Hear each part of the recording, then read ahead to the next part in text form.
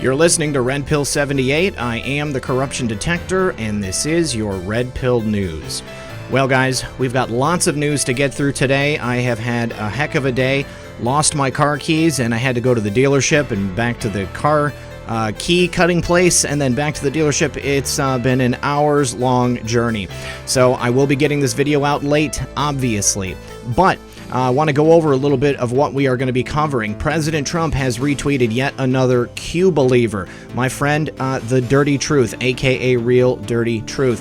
We've also got some information from that tweet, which is from John Ratcliffe, and then a story detailing some more information that he spoke about in terms of the IG report coming up on FISA abuse.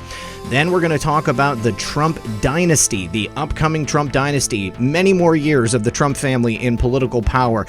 Better than the Kennedys, better than the Bushes, far better than the Bushes. I cannot wait to see what the future holds for the Trumps.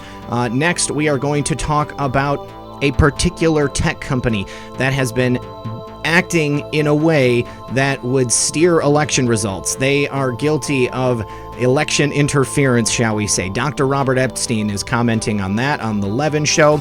And then that same tech company is under DOJ scrutiny. And finally, we're going to wrap up with a story from Sarah Carter in which she spoke to Zach Voorhees about this very subject. So everyone, please sit back, relax, grab your popcorn. We'll be right back after a brief word from my sponsor. Nothing invokes full-scale panic like Wall Street panicking.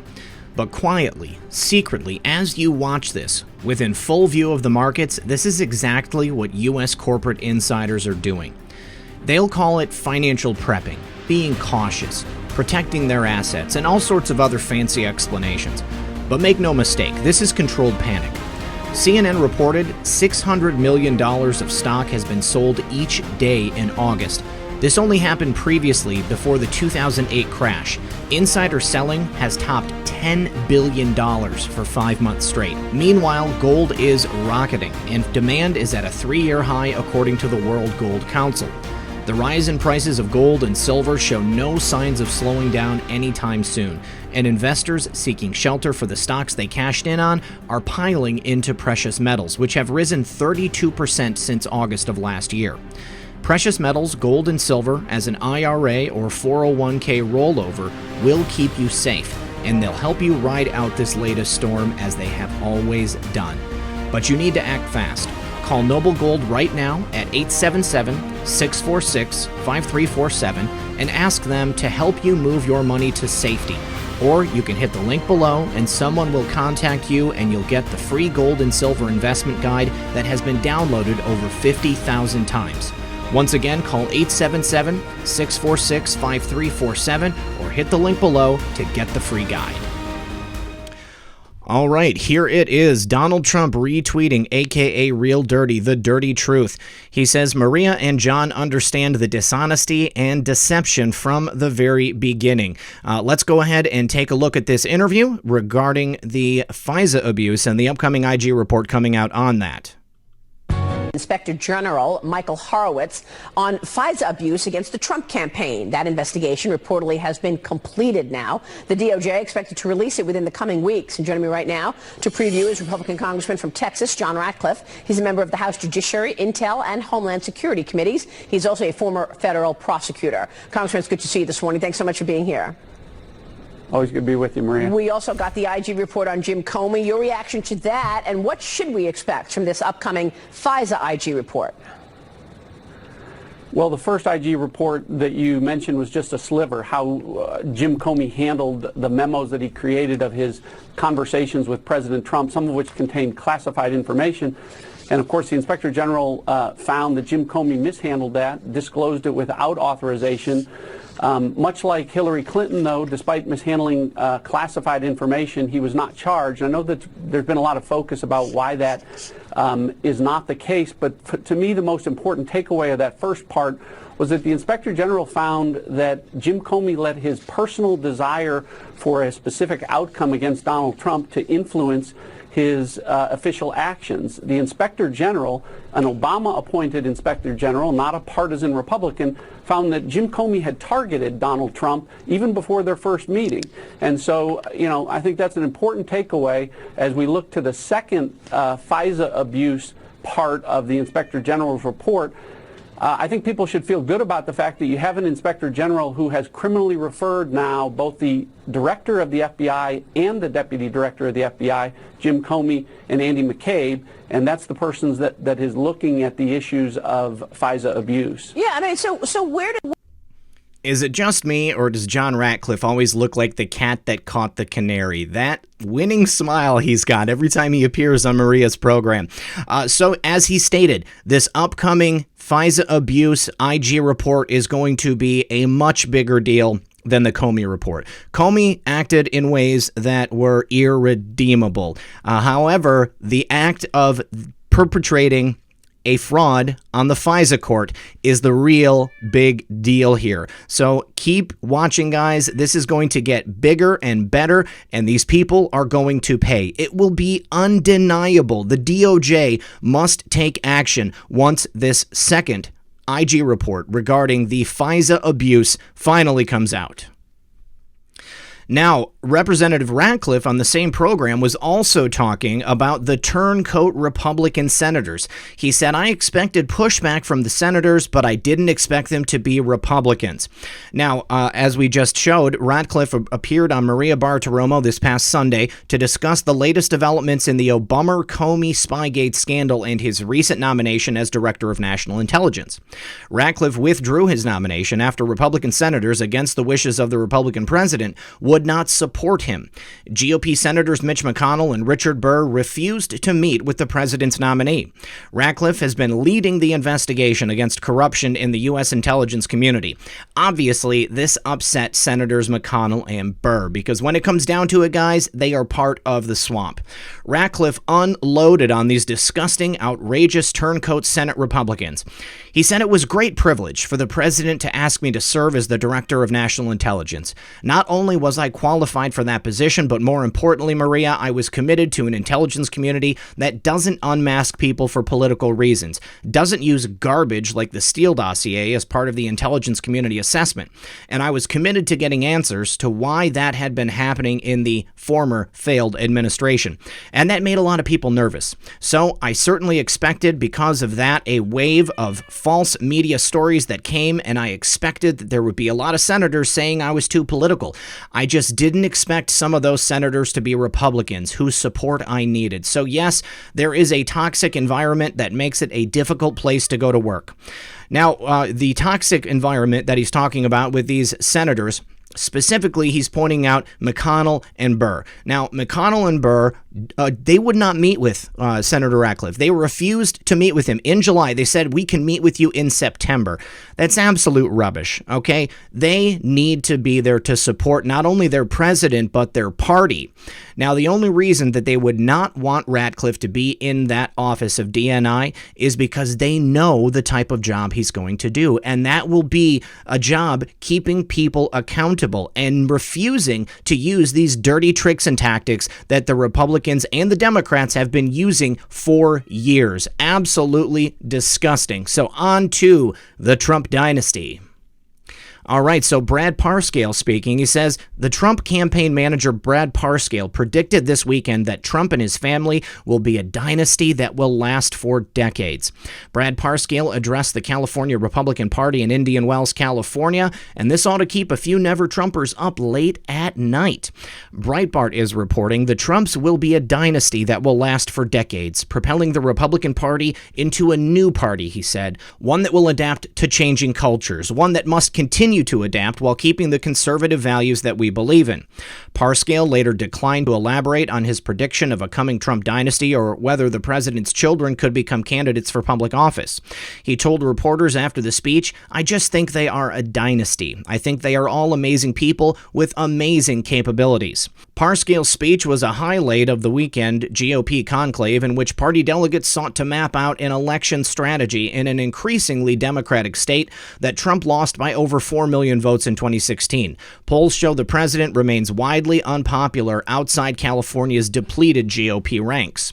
Party leaders attending the convention say they plan to make an aggressive push to gain ground in 2020, including an effort to win back U.S. House seats, including several districts, all or partly in Orange County, a one-time nationally known GOP stronghold southeast of Los Angeles. "We are ready to take the fight back to the Democrats," Republican National Committee member Harmeet Dillon told delegates. She was followed on stage by several congressional candidates, including Young Kim, who is hoping for a rematch with Representative Gil Cisneros in the 39th district that cuts through northern Orange County. "We will kick his butt," Kim said to hearty applause. Amen, Kim. Now, it's interesting here because Orange County was the famously Republican area that in the midterms just suddenly flipped and became blue. It happened out of the blue, if you will, and many people were very, very surprised, not the least of which were the Republican candidates who had previously enjoyed healthy margins of winning.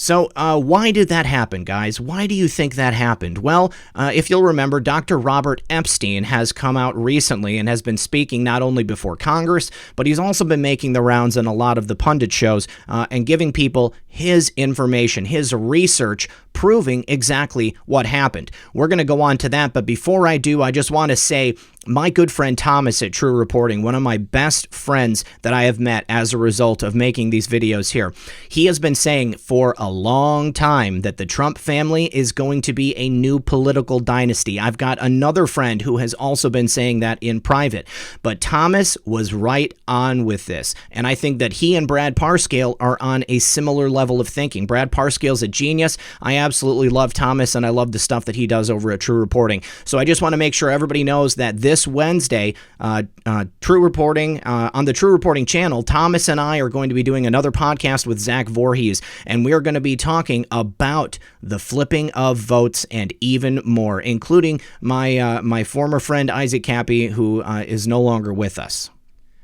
Now, from psychologist Robert Epstein, he said that the search giant changed content in favor of Democrats in Orange County in 2018. Could that be why the Democrats won out of the blue, absolutely out of nowhere? Research psychologist Robert Epstein joined Mark Levin on Sunday night. In a previous appearance on Tucker Carlson Tonight, Dr. Epstein revealed that this search giant can take a 50-50 split among undecided voters and change it into a 90-10 split, with no one even knowing they've been manipulated and without leaving a paper trail because it's digital. It has to do with their search suggestions. This far-left search giant has a history now of election interference. In June, James O'Keefe and Project Veritas released alarming new undercover video, leaked documents and testimony from a former search giant insider revealing that this tech company's plans to meddle in U.S. politics was in play. They wanted to prevent a Trump situation in 2020. This tech giant has already pulled this off in 2018. I think that this was a proof of concept. They wanted to try it out. They wanted to see if it would work, so then they could roll it out in 2020. In January, Dr. Epstein revealed that just one of this company's shifts in search results on Election Day in 2018 shifted from 800,000 to 4.6 million votes to Democratic candidates. Of course, the big tech companies have been targeting only conservative websites and publications since the 2016 election in an effort to stifle them, in an effort to stop anybody from checking out their content and perhaps changing their minds if they're Democrats, or getting Republicans to change their minds and become Democrats.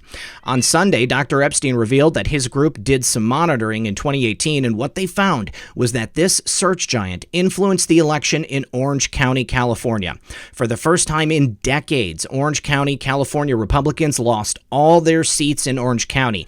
This is election interference. There is no other way that you can describe it, guys. Let's go ahead and take a listen to this interview with Mark Levin and Dr. Epstein. Seats. Did you monitor that too? We did some monitoring in 2018. This time we had more than 160 field agents.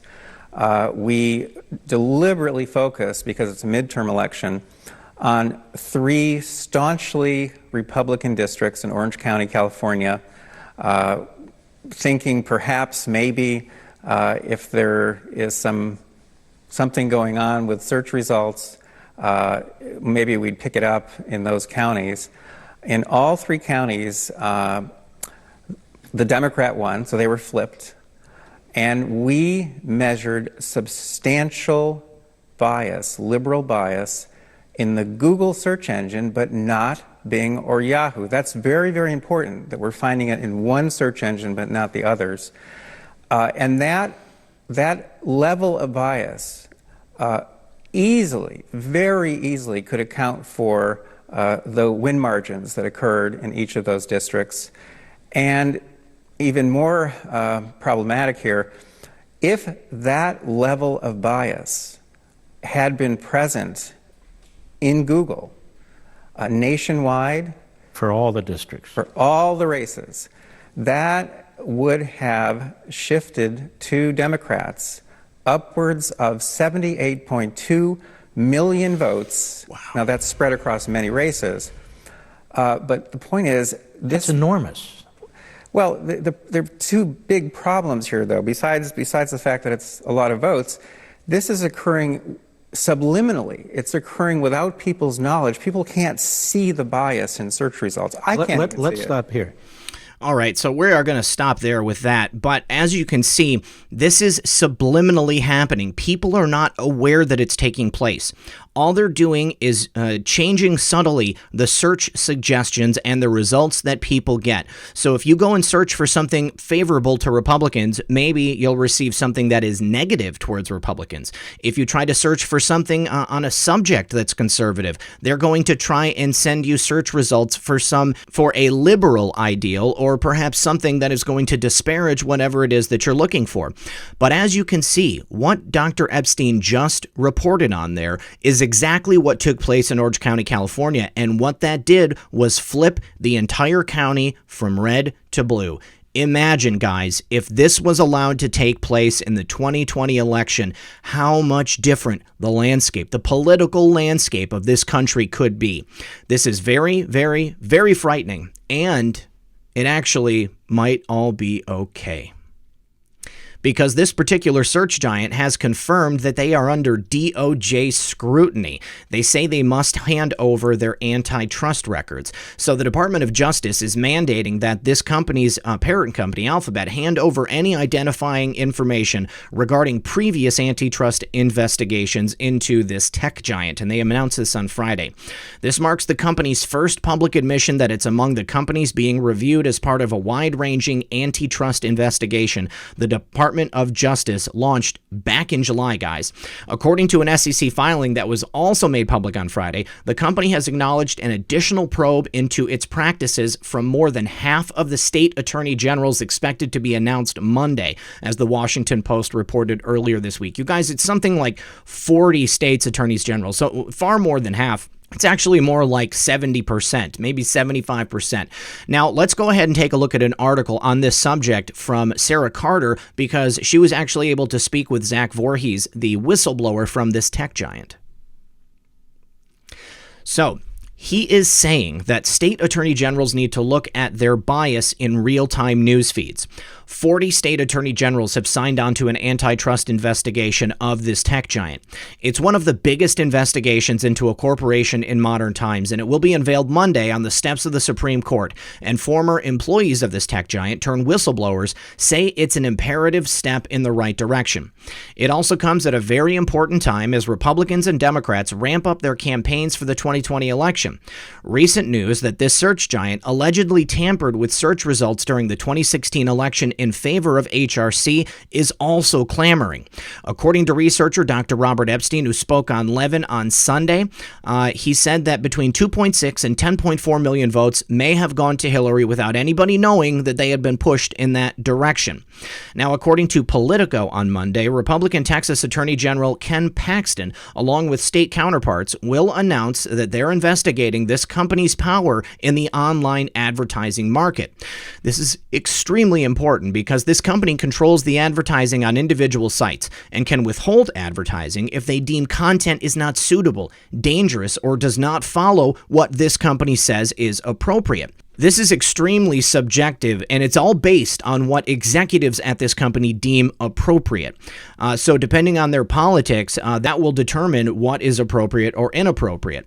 In many cases, it can be a story that just contains words such as terrorism, the singular version of that word, the projectiles coming out of handheld things, somebody losing their life, and then an explosive going off. These are just some examples of what they deem dangerous. Now, I hope that you guys understand why I didn't say those words out loud, because as soon as I do, this video is going to get shut down. It pretty much eliminates a good chunk of stories, and it makes it impossible to drive traffic. And in some cases, the stories themselves are deemed dangerous, or channels like mine reporting on these stories are deemed dangerous. Now, remember, in August of this year, we had Zachary Voorhees come forward. He told Sarah Carter and Project Veritas's James O'Keefe that this company created algorithms to hide its political bias within artificial intelligence programs. What he said was the company targeted particular words, phrases, and contexts in an effort to promote, alter, reference, or manipulate perceptions of internet content. That subliminal psychological manipulation. Sarah Carter was able to verify that Voorhees delivered roughly 950 pages of documents to the DOJ's Antitrust Division in August. Guys, for anyone with a question about Zak and his motivations, I want you to look at that statement. He delivered over 950 pages of documents to the Department of Justice's Antitrust Division, and now these companies are under investigation for antitrust infractions. It's pretty big, and they have all the data I've given them, and I'm sure that they have been going through it, said Voorhees on Monday. I feel, first off, a bit of relief, because this is exactly what I was hoping would happen. Voorhees said the state attorney generals need to look at this company's bias in real-time news feeds. It appears this company was giving certain media companies special access to actually bias the news results towards establishment players in the political field. This is dangerous, because this affects not just the big political races, but likely can affect smaller political state races. Now, Zak said he hopes what's come of this is that the government is going to start digging using the information he provided as a starting point for electronic discovery, just to show the impact that I believe this is happening. Now, his concern was the manipulation of tampering of elections, or adding that it can change entire elections, just like Robert Epstein stated. Now, he added that young people are especially vulnerable because they're trying to see if the information is true for the very first time. If they hear about something, then they don't see it, they will assume it's a conspiracy without merit, rather than something that a large section of the population already knows to be true. Now, this company keeps the information from the public instead of letting them make up their own well-informed decisions on the information that's freely available. They just make it unavailable. The DOJ's Antitrust Division investigation puts this company in a defensive position where it will have to explain in detail how it conducts its business and operates the back end of its system.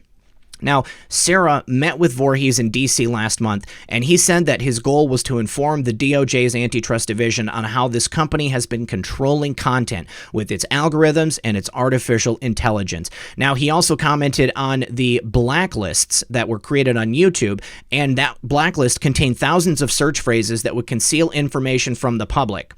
Now, I do want to bring your attention to one thing that I believe is the result of Zak coming forward, and it's a big win for us, guys. All right, and here it is right now. That search giant has reversed their censorship of this search phrase right here, Clinton body count. They have now restored it to the auto-complete feature for search. So now you can actually go and find this search result in the autocomplete feature and even search for it online. So we're going to do that right now before we go.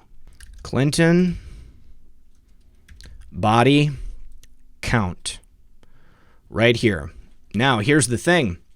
Let's see what pops up. We've got Rational Wiki, we've got Vox.com, again Vox.com, NBC News, Conservapedia, which I believe is a hit website on conservative people, Wikipedia, of course, because they are the end-all be-all of reference documents for online, PolitiFact, Newsweek, HuffPost, and then we've got a couple of ads. Let's just keep going. Let's see how long it takes before we actually get to something that will really talk about this. So we got the Daily Dot, we've got LA Times, Las Vegas, CBS Local, Law and Crime, we've got Twitter, Buzzsprout, Snopes, of course, ComDigi News, again, ComDigi News. Finally, we start seeing YouTube popping up here. We've got podcasts from Apple, Know Your Meme, TheRoot.com, which is a leftist hit piece organization, Rolling Stone, Meow, never heard of it, ny.fm. Finally, lauraloomer.us. She comes in ahead of the Washington Post right there, then Facebook, then Public Radio Tulsa. Now we've got Constant Contact results showing up, Amazon.com, Inquisitor, Republic, AK Dart, RT finally, Hellwood Outfitters, Your Tango. Guys, there are so many websites that have written about this particular search phrase, and you used to be able to find them. I bet you if we go to another search engine, let's say like Bing, and let's search for Clinton body. Oh, now it's not popping up in here. Clinton body count. What really happened? There we go. There's something. Oh, and then there is that famous news website from AJ. He was depersoned. And then trutherfiction.com. Absolutely. Oh, WND. That's what I was looking for, was WND right there. Yeah, so obviously completely different results when you go to that search engine. Now let's go to yahoo.com and go to search there. Look at that. Clinton body count pops up. And it is roughly the same search results as Bing.com. So what does that tell us, guys? Well, obviously, we still have censorship from this search giant. This is the kind of thing that they do to throw off the scent, make people believe that they're not actually censoring. Well, they can say, well, we restored it, so now we're not censoring. But as you can tell, the search results are absolutely different. Every single article was a hit piece, and it was only from very recently. It was after this search term started trending on Twitter, before Twitter was able to squelch it and put the kibosh on it. But now we go to different search engines and we can see that there is clearly many, many more articles that have been written, and for years. You guys, tell me what you think. I think this is a bit of a win that they have unloaded this and they have stopped censoring the term in their autocomplete, but we still have a long way to go. But thank you once again to Zak Voorhees, and thank you to any other whistleblowers that come out and are willing to speak out. I know that there are many people out there who work for these tech giants, and all it takes is just a little bit of bravery.